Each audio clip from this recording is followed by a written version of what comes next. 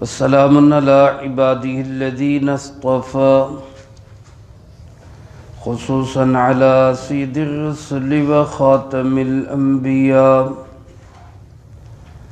وعلى آله وأصحابه الأتقياء. أما بعد فأعوذ بالله من الشيطان الرجيم. بسم الله الرحمن الرحيم. يا أيها الذين آمنوا إذا قمتم إلى الصلاة فاغسلوا وجوهكم وأيديكم إلى المرافق وامسحوا برؤوسكم وأرجلكم إلى الكعبين. يا أيها الذين آمنوا، اے ایمان والو، اذا قمتم الى الصلاة، جب تم نماز کے لیے اٹھو، فاغسلوا وجوہکم، تو اپنے چہروں کو دھو لیا کرو، وَأَيْدِيَكُمْ إِلَى الْمَرَافِقِ، اور اپنے ہاتھوں کو کوہنیوں سمیت دھو لیا کرو، وَامْسَحُوا بِرُؤُوسِكُمْ، اور اپنے سروں کا مسح کر لیا کرو، وَأَرْجُلَكُمْ إِلَى الْكَعْبَيْنِ، اور اپنے پاؤں کو دھو لیا کرو ٹخنوں سمیت۔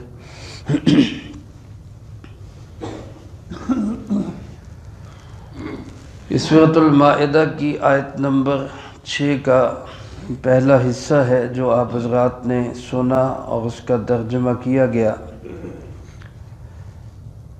یہ سورۃ المائدہ کا دوسرا رکوع ہے۔ اس سے پہلے رکوع میں کھانوں کی طہارت اور پاکیزگی کے متعلق احکامات اللہ پاک نے بیان فرمائے۔ کون سا کھانا حلال ہے، کون سا کھانا حلال نہیں ہے، کھانوں میں کیا چیز پاک ہے اور کیا چیز پاک نہیں ہے۔ جس طرح انسان کے باطن کی طہارت کے لیے کھانوں کا بڑا اثر ہے، کھانا پاک ہوگا، کمائی حلال ہوگی، پاکیزہ ہوگی تو باطن کی طہارت پہ بہت اثر پڑتا ہے، اور اگر کھانا کمائی وہ حرام ہوگی، ناجائز ہوگی، ذرائع آمدن اللہ کے حکم کے خلاف ہوں گے تو پھر باطن کی نجاست پہ بڑا اثر پڑتا ہے۔ جس طرح یہ باطنی طہارت انسان کو حاصل کرنا ضروری ہے، اسی طرح ظاہری طہارت بھی اس کی ضروری ہے۔ ظاہری طہارت میں دو چیزیں ہیں، ایک ہے انسان کا وضو ہو، غسل ہو، اور ایک یہ ہے کہ انسان کے جسم پہ، کپڑوں پہ اور اسی طرح انسان کے دائیں بائیں ماحول میں گندگی نہ ہو، نجاستیں نہ ہوں، ورنہ اس کا انسان کے مزاج پہ بڑا ہی برا اثر پڑتا ہے۔ اللہ پاک ہم سب کو ظاہری باطنی طہارتیں نصیب فرمائے۔ نماز ایک اہم ترین حکم ہے اللہ رب العالمین کا، اور نماز کے لیے طہارت شرط ہے۔ بغیر طہارت کے، بغیر پاکیزگی کے نماز نہیں ہوتی۔ چھوٹی نجاست سے بھی انسان پاک ہو، یعنی بے وضو نہ ہو، اور بڑی نجاست سے بھی انسان پاک ہو، یعنی بے غسل نہ ہو۔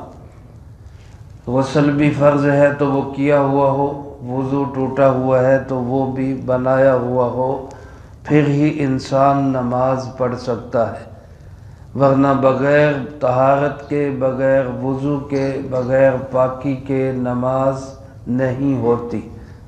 حدیث پاک ہے، جناب محمد کریم خاتم النبیین بلند آواز سے کہہ دیں صلی اللہ علیہ وآلہ وسلم نے ارشاد فرمایا کہ لا صلاۃ الا بطہور، کوئی نماز نہیں مگر طہارت کے ساتھ، بغیر طہارت کے کوئی نماز نہیں ہے۔ طہارت میں چونکہ وضو کی ضرورت زیادہ ہے بنسبت غسل کے، اس لیے پہلے وضو کی طہارت کو بیان کیا، پھر آیت کے اگلے حصے میں غسل کی طہارت کا بیان ہے۔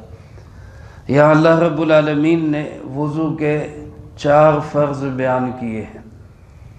پہلا فرض کیا ہے کہ چہرے کو دھونا، اور دوسرا فرض دونوں ہاتھوں کو کوہنیوں سمیت دھونا، اور تیسرا فرض سر کا مسح کرنا، اور چوتھا فرض دونوں پاؤں ٹخنوں سمیت دھونا۔ ان 4 فرائض کا اللہ رب العالمین نے آیت مبارکہ کے اس حصے میں ذکر کیا ہے۔ اس پہ ایک غیر مسلم نے سوال کیا کسی مسلمان عالم دین سے کہ آپ کا تو وضو جو ہے وہ قرآن کے مطابق نہیں ہے۔ قرآن کریم تو کہتے ہیں جب وضو کرو تو پہلے چہرہ دھوؤ، جبکہ آپ لوگ جب وضو کرتے ہیں تو پہلے ہاتھ دھوتے ہیں، پھر کلی کرتے ہیں، پھر ناک میں پانی ڈالتے ہیں، پھر جا کے کہیں چہرے کی باری آتی ہے۔ تو قرآن پہ تو آپ کا اپنا عمل نہیں ہے۔ تو انہوں نے بڑا خوبصورت جواب دیا، فرمانے لگے کہ بھائی ہم قرآن کے مطابق ہی وضو کرتے ہیں، اور ہم اپنے وضو کا آغاز چہرے سے ہی کرتے ہیں۔ اس نے کہا وہ کیسے؟ کہنے لگے کہ وضو کے لیے پہلے پانی کا پاک ہونا بھی تو ضروری ہے، پانی بھی تو پاک ہو۔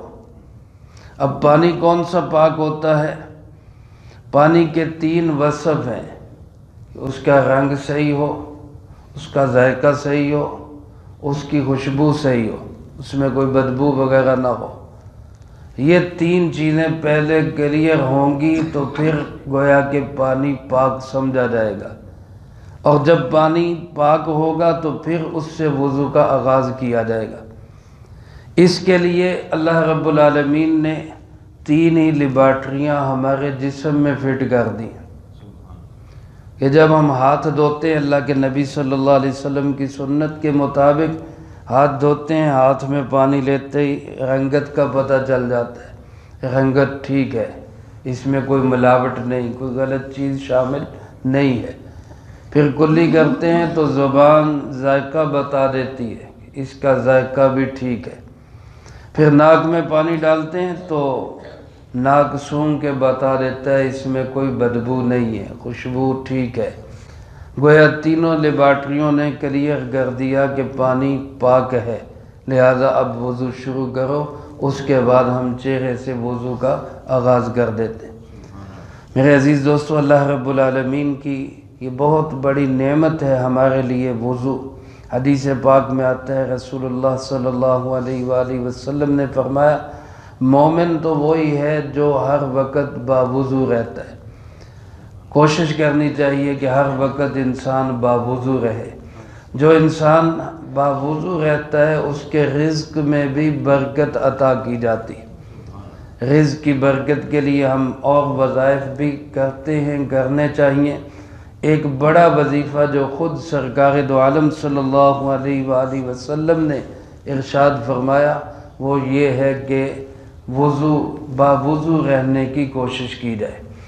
اور میرے عزیز دوستو، وضو انسان جب کرتا ہے تو وضو کی فضیلت میں یہ بات بھی آپ صلی اللہ علیہ وسلم نے ارشاد فرمائی کہ ایک ایک عضو کے دھونے سے ایک ایک اعضاء کے گناہ جو ہے وہ معاف ہوتے جاتے ہیں۔ انسان چہرہ دھوتا ہے، آنکھوں کے گناہ معاف، کلی کرتا ہے، زبان کے بولے ہوئے گناہ معاف، ہاتھ دھوتا ہے، ہاتھوں سے کیے ہوئے گناہ معاف، سر کا مسح کرتا ہے، دماغ میں آنے والے غلط خیالات کی پاکیزگی ہو جاتی ہے، پاؤں دھوتا ہے تو چلنے سے جو گناہ کیے وہ بھی معاف۔ جب وضو سے انسان فارغ ہوتا ہے تو گناہوں سے پاک صاف ہو کر باہر نکلتا ہے۔ اور حدیث پاک میں جتنے بھی ایسے فضائل ہیں جس پہ گناہوں کی معافی کا ذکر ہے، علماء نے لکھا ہے کہ اس سے مراد صغیرہ گناہ ہے، چھوٹے گناہ جن کا ہمیں پتہ بھی نہیں چلتا، احساس بھی نہیں ہوتا، اور دن بھر میں کتنے چلتے پھرتے ایسے گناہ کر جاتے ہیں۔ جو بڑے گناہ ہیں، کبیرہ گناہ ہیں، ان کے لیے توبہ ضروری ہے، وہ توبہ کے بغیر معاف نہیں ہوتے۔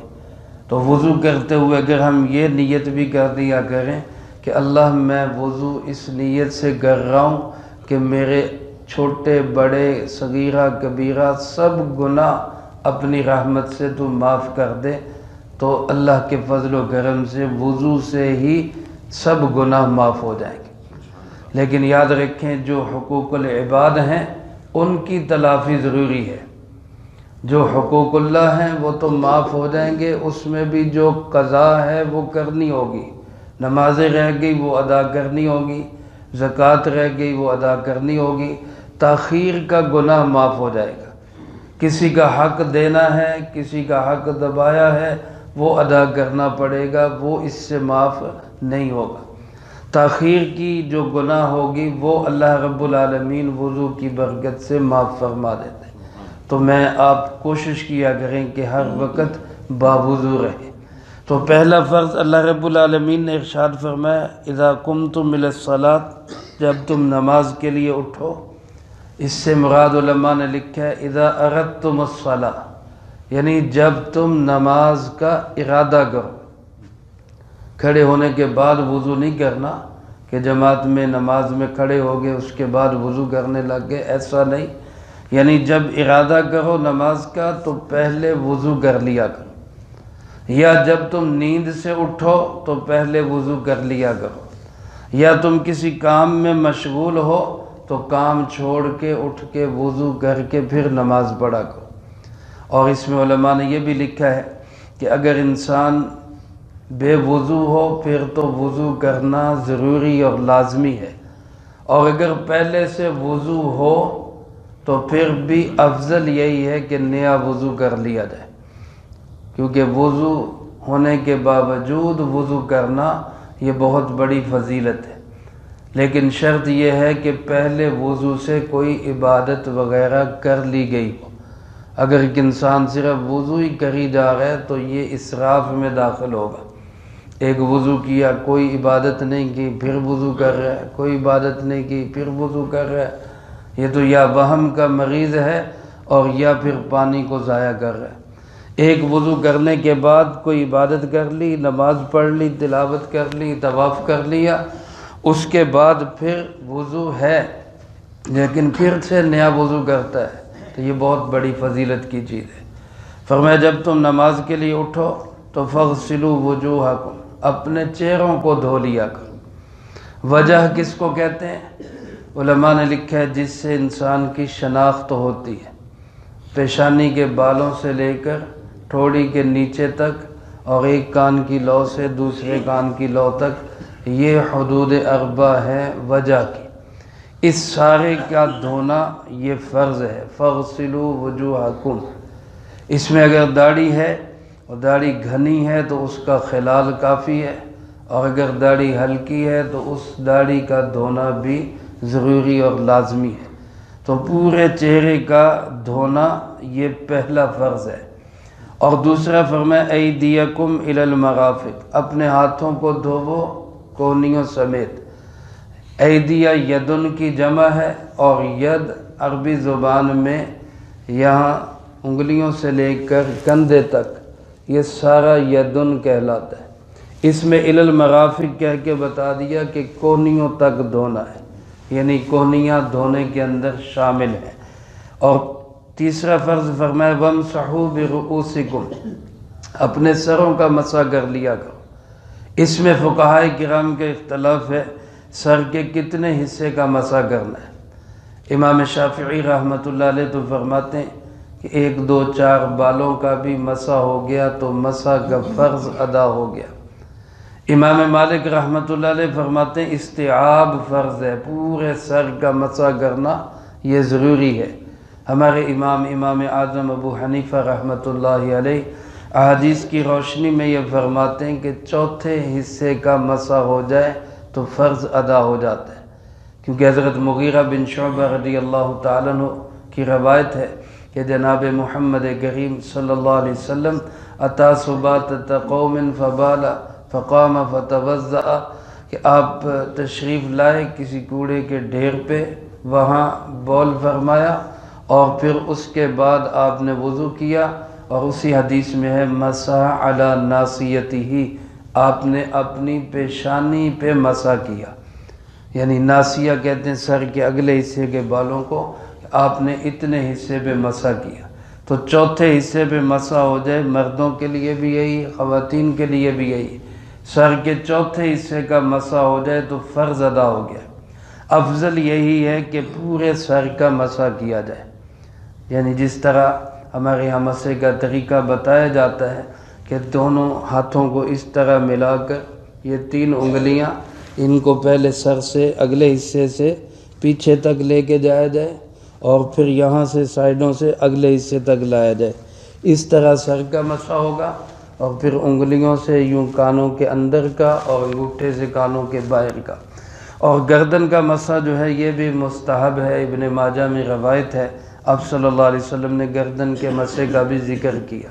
البتہ یہ گلے کا جو مسح ہے اس پہ ہاتھ پھیرنا یہ مکروہ ہے، کیونکہ یہ وضو میں شامل نہیں، یہ سارا مسح کا طریقہ ہے۔ اور اس کے بعد فرمایا ارجلکم الی الکعبین، اپنے پاؤں کو دھو لیا کرو ٹخنوں سمیت۔ اس میں 2 طرح قرات ہے، ایک ہے ارجلکم اور ایک ہے ارجلکم، لام کے زیر کے ساتھ۔ ارجلکم پڑھیں تو اس کا تعلق ہوتا ہے رؤوس کے ساتھ، جس کا تقاضا یہ بنتا ہے کہ اپنے سروں کا بھی مسح کر لیا کرو، اپنے پاؤں کا بھی مسح کر لیا کرو۔ شیعہ حضرات اسی سے استدلال کرتے ہیں اور پاؤں کا مسح کرتے ہیں، جبکہ اہل سنت والجماعت سب اس پر متفق ہیں کہ پاؤں کا مسح نہیں ہوگا بلکہ پاؤں بھی دھوئے جائیں گے۔ البتہ اگر کسی نے موزے پہنے ہوئے ہیں، چمڑے کے موزے پہنے ہوئے ہیں، تو اس کو اجازت ہے کہ وہ چمڑے کے موزوں پر مسح کر سکتا ہے۔ مقیم ہے تو 24 گھنٹے، مسافر ہے تو 72 گھنٹے وہ مسح کر سکتا ہے۔ تو ارجلکم کی قرات کا تعلق اس مسح کے ساتھ ہوگا جب موزے پہنے ہوں، اور ارجلکم یہ دھونے کے لیے ہے کہ پاؤں کو ٹخنوں سمیت دھویا جائے گا۔ یہ 4 فرض ادا کیے جائے، اور اس کے درمیان میں ایک دعا میں نے بتائی تھی وضو کے درمیان میں، اللہم اغفر لی ذنبی ووسع لی فی داری وبارک لی فی رزقی، اس دعا کا اہتمام ضرور کیا جائے۔ اس کے ساتھ آگے بھی الفاظ ہیں، اللہم اجعلنی من التوابین واجعلنی من المتطہرین۔ اور ہمارے حضرت شاہ عبد الغنی صاحب رحمۃ اللہ علیہ فرماتے ہیں وضو اور غسل کرتے ہوئے بندہ دل ہی دل میں یہ نیت بھی کرے، اللہ تیرے حکم پہ میں نے ظاہر کو پاک کیا، اپنی قدرت سے تو میرے باطن کو بھی پاک کر دے، تو انشاءاللہ وضو بھی ہوگا، غسل بھی ہوگا، ظاہر بھی پاک ہوگا، باطن بھی پاک ہوگا۔ اللہ پاک ہم سب کو ظاہری باطنی پاکیزگیاں نصیب فرمائے۔ اللہم انت السلام ومنک السلام، تبارکت ربنا وتعالیت یا ذا الجلال والاکرام۔ اللہم اعنا علی ذکرک وشکرک وحسن عبادتک، اللہم احسن عاقبتنا فی الامور کلہا واجرنا من خزی الدنیا وعذاب الآخرہ، اللہم باقیتا کباقیت الولید، اللہم استر عوراتنا وآمن روعاتنا، اللہم انا نجعلک فی نحورہم ونعوذ بک من شرورہم، اللہم اکفنا بحلالک عن حرامک